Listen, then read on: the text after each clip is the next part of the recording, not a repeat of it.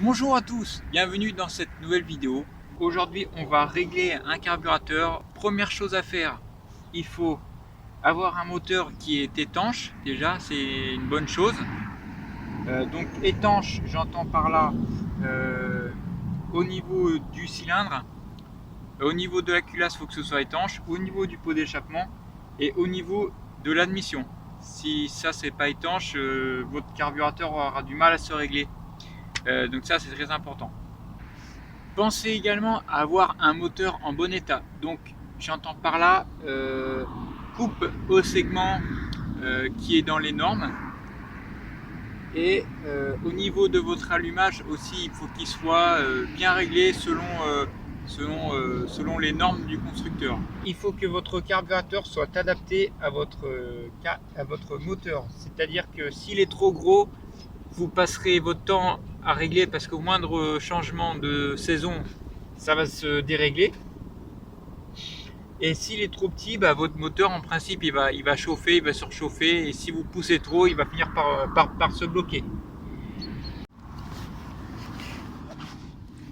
Donc tout d'abord là, je vais enlever la boîte à air. Ensuite, je vais décrocher le carburateur et je vais vous montrer la configuration que j'ai exactement. Donc c'est parti.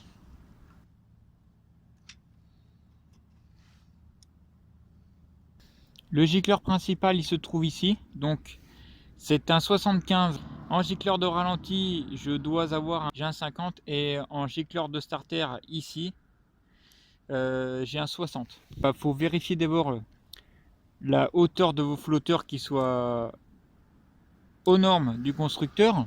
Aussi, il faut bien penser à nettoyer le carburateur entièrement. Donc il faut enlever toutes les pièces et souffler partout. Comme ça facilite le réglage et vous partez sur une bonne base. Là, je vais remonter la cuve et puis on se retrouve juste après. Là, j'ai remonté le carburateur pour faire voir la configuration que j'ai. Donc il faut s'assurer que tout est étanche. Donc là, tout est étanche. Et maintenant, avant de régler quoi que ce soit, il faut déjà mettre le moteur en route. Donc là, je vais le mettre en route et on va voir ce qui se passe tout simplement.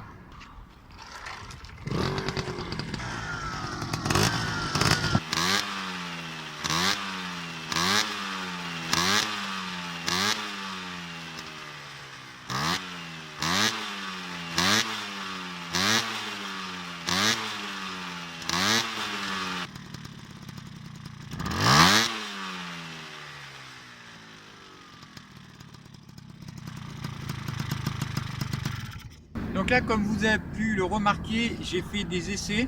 Donc un quart de la poignée, 2 et 3 quarts de la poignée et 4 quarts. Donc c'est-à-dire que le 4 quarts, c'est j'accélère comme ça d'un coup pour voir ce qui se passe. Donc la machine réagit bien parce qu'évidemment elle est réglée. Pour la vis de richesse, en général, c'est le tout début de l'accélération que ça joue et la décélération. C'est-à-dire que quand vous allez être à plein régime, par exemple, et que vous relâchez d'un coup comme ça, c'est la vis de richesse qui va débiter, ou la vis d'air, ça dépend de votre carburateur.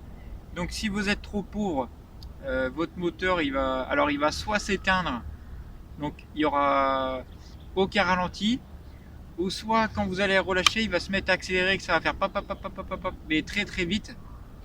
Et ensuite, au bout d'un moment, il trouvera son régime de ralenti. Donc ça, c'est-à-dire que votre moteur est trop pauvre quand il commence à s'emballer, on va dire poignée relâchée comme ça. Donc il faut agir à la vis de richesse.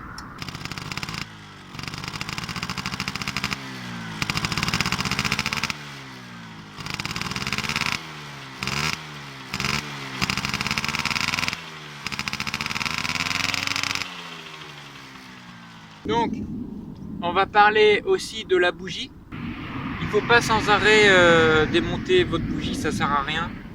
Il faut tendre l'oreille et vous écoutez votre carburateur. Le moteur s'étouffe, c'est qu'il n'y a pas assez d'essence qui arrive. Et si il balbutine et il broute à fond, en principe c'est votre gicleur principal. Donc vous le baissez de 2 en 2 ou de 4 en 4 suivant suivant comment ça boot. Et après, voilà.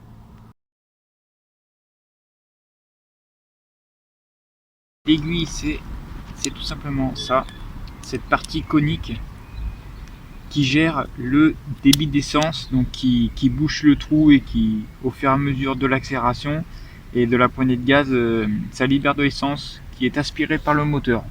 Mais maintenant, je vais la dérégler pour vous faire voir ce qui se passe. Donc je vais démarrer la mobilette et vous allez bien entendre le bruit qu'elle fait. Donc c'est un bruit particulier d'aspiration. Enfin on entend que ça manque clairement de l'essence.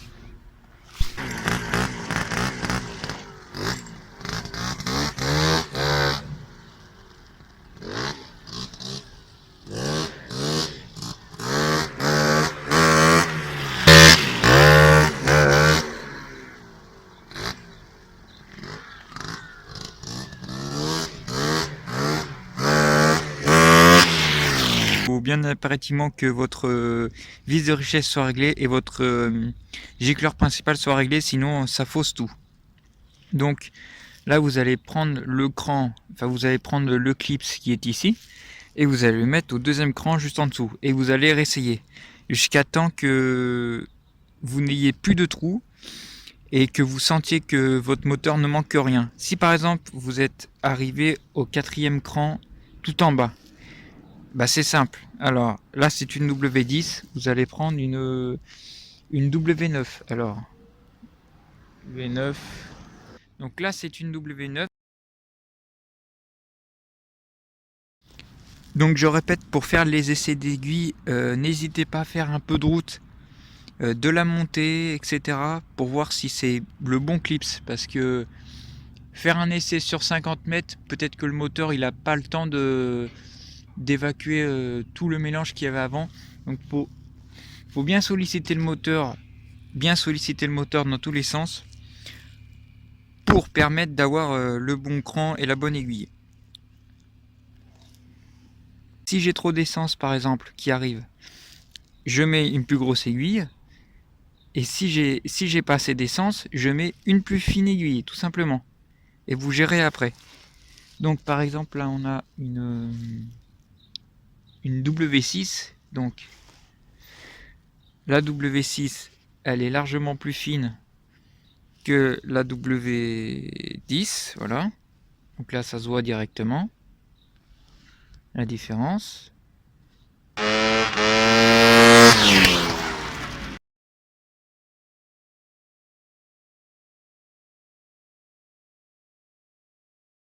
Donc j'ai mes petits gicleurs ici. Voilà. Et je vais vous démonter le carburateur. Donc voici le carburateur démonté. Donc là où il y a la partie des gicleurs. Donc je voulais aborder une chose aussi qui est très importante. Il faut absolument prendre des gicleurs de la même marque. Sinon il se pourrait que votre réglage soit faussé. C'est-à-dire que par exemple j'ai déjà vu des gicleurs on va dire de 62 plus gros que 64. Donc voilà. Il faut absolument faire attention à ça. Donc là tout simplement j'avais un gicleur de 75 comme vous pouvez le voir. Et maintenant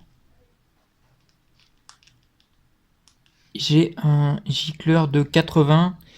Donc je pense que ça devrait suffire. J'ai bien regardé la taille, donc oui il est plus gros. Donc ça me convient. On verra après suivant les tests.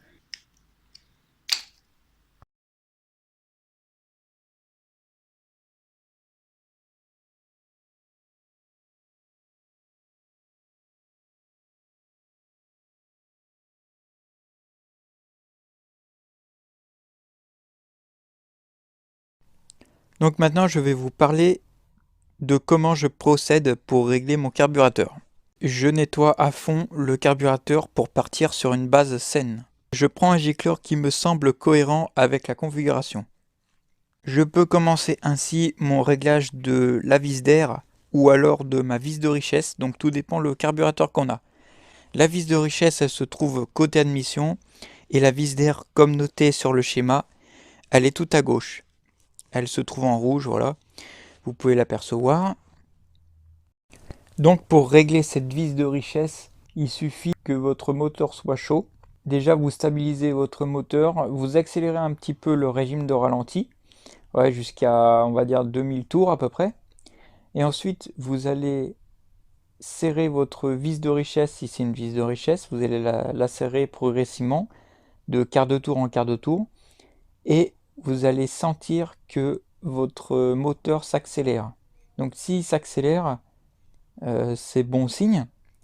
Et au moment où il arrête d'accélérer, c'est-à-dire que là vous êtes sur la limite trop pauvre. Donc là vous revenez en arrière. Donc là c'est le cas numéro 1 où votre gicleur serait, on va dire, correct. Donc, en fait, la première chose, comme je vous ai dit, c'est démonter entièrement votre carburateur comme ça. Donc, il faut tout déposer. Vous allez le plonger dans un liquide, par exemple de l'essence ou du gasoil, et vous allez le laisser tremper assez longtemps pour pouvoir enlever toutes les impuretés. Par là, vous avez à l'intérieur, vous avez un conduit de la vis de richesse qui est ici, le gicleur de ralenti. Donc c'est des trous qui sont vraiment extrêmement minuscules. Il faut bien penser à déboucher parce que sinon votre réglage sera imparfait. Cette pièce-là, c'est le pointeau qui sert à boucher l'arrivée d'essence suivant le flotteur qui monte et qui descend suivant le niveau d'essence dans la cuve. Donc c'est parti. Tac. Je le mets, j'insère à sa place. Et après, je mets la petite barre qui sert à maintenir le tout. Voilà, donc on vérifie que ça fait bien le job.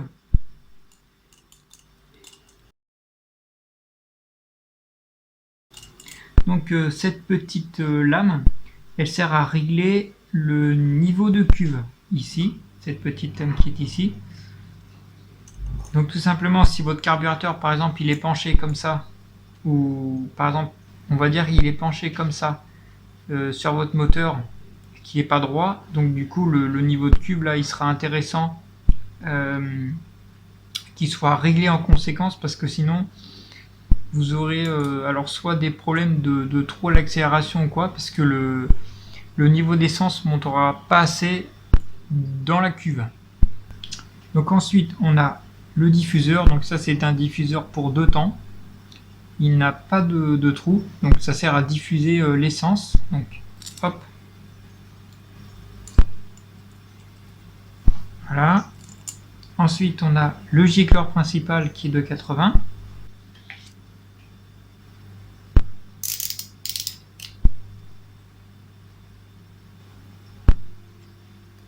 Ensuite on a le fameux gicleur de ralenti. Donc je vous ai sorti tout un tas de gicleurs. Donc je vais vous montrer ça. Et chacun a sa taille. Donc là, par exemple, c'est un 50. Du coup, si par exemple, malgré mes réglages, mon ralenti est trop gras, bah, du coup, je vais prendre un 45. Et tout simplement, je vais le mettre à la place ici. Voilà. Donc, ces petits gicleurs servent à réguler le débit d'essence à bas régime et à l'ouverture à plein gaz. On n'y touche pas trop à celui-là parce que en général ça correspond. Alors si ça correspondait pas, si par exemple votre moteur il s'engorge vraiment très très fort au starter, il faudrait baisser le chiffre qu'on voit ici. Donc là c'était un 60, donc vous pouvez mettre un 55 par exemple. Donc voilà. Et si au contraire, malgré le starter, après je parle une fois que le moteur est réglé bien sûr, s'il démarre pas au starter ou très peu, ou qu'il accélère vraiment très fort, Pareil, vous augmentez ce chiffre, à la place du 60, vous mettez un 65 par exemple.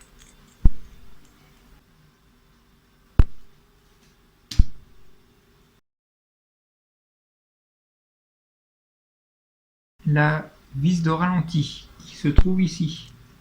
C'est une vis qui vient embuter du boisseau et qui le soulève pour maintenir le ralenti du moteur tout simplement. Donc moi je sais à combien je dois la visser.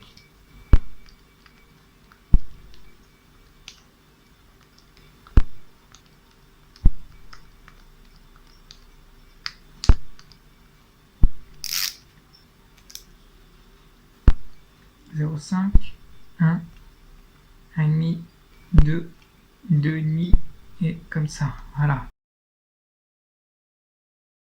Nous avons la vis de richesse qui est ici, qui sert à réguler pareil le ralenti et l'accélération franche. Hop, tout simplement je mets ma vis de richesse ici. Donc c'est une vis de richesse, ce n'est pas une vis d'air. Donc là pareil, je sais à combien je dois régler. Là surtout, il ne faut pas forcer au blocage. Tac, donc je dévisse de 1 tour 8, 0,5, 1, 1,5 et on y est. Voilà. Donc maintenant, je peux remonter le starter. Donc, je vais vous raconter quelque chose qui m'est arrivé il y a longtemps avec ce starter. Donc j'avais acheté un carburateur avec un starter manuel et impossible, le moteur il se déréglait tout le temps. J'ai cherché un moment et en fait c'était là le caoutchouc là, il faisait pas étanche. Donc du coup j'ai cherché un moment et j'ai fini par trouver. On remonte le starter, donc rien de plus simple, on le visse et on donne un coup de clé. Voilà. Donc maintenant, on va parler de la partie théorique du réglage de la richesse. Comme je vous ai expliqué, donc c'est tout simple. Vous accélérez votre régime de ralenti, on va dire jusqu'à 2000 tours ou un peu plus comme vous voulez. On va dire comme ça, vous l'accélérez. Et ensuite, vous allez serrer progressivement votre vis de richesse et vous allez attendre quelques secondes pour voir ce qui se passe. Donc si par exemple comme ça vous la serrez comme ça, il se passe rien du tout, vous continuez. Si par exemple au bout d'un tour il s'est toujours rien passé, vous continuez, c'est pas grave, jusqu'à temps que vous arrivez en butée de la vis. Donc là admettons que j'arrive en butée et qui ne se passe rien du tout, ou qu'une fois en butée, le moteur commence tout juste à s'emballer. Donc là, qu'est-ce qu'il faut faire? Il faut démonter le gicleur de ralenti et en prendre un moins gros, parce que le gicleur, celui-là, le gicleur de ralenti est trop gros. Donc du coup, vous allez d'entrée descendre de 5 points. Ensuite, vous allez le remettre et vous allez refaire l'essai. Donc vous vous calez à, admettons, un tour et demi. Au pif, comme ça, voilà, vous calez comme ça, déjà d'entrée, et vous réessayez. Admettons là, admettons que votre gicleur est parfait.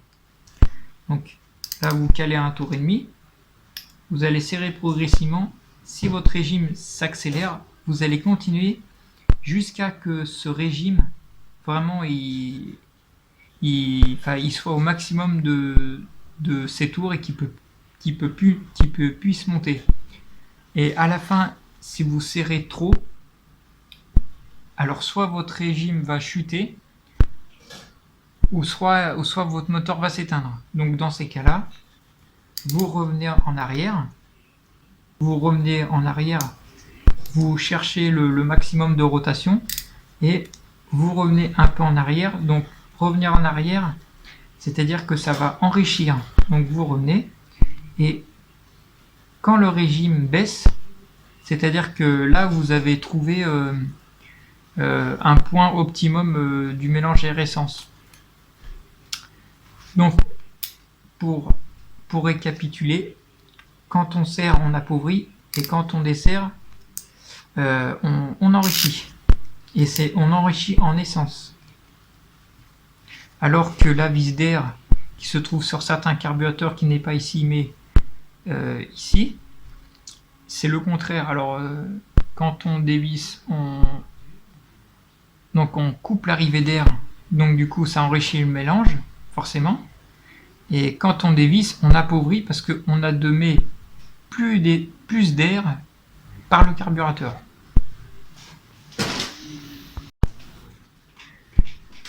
Donc là, je monte mon gicleur de ralenti sur mon carburateur.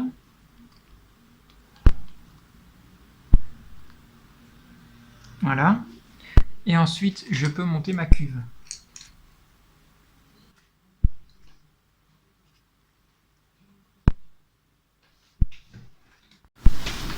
Donc du coup, je vous ai fait voir comment régler un carburateur. Donc du coup, là, on a fait notre réglage en statique. Donc maintenant, ce qui est très important, c'est de faire sur route, parce que ce ne sera pas les mêmes conditions. Donc il y aura votre poids, il y aura les côtes par exemple. Et j'ai aussi une page Facebook qui est tout en bas dans la description. Donc je vous dis à la prochaine fois, et puis bonne soirée à tous. Ciao!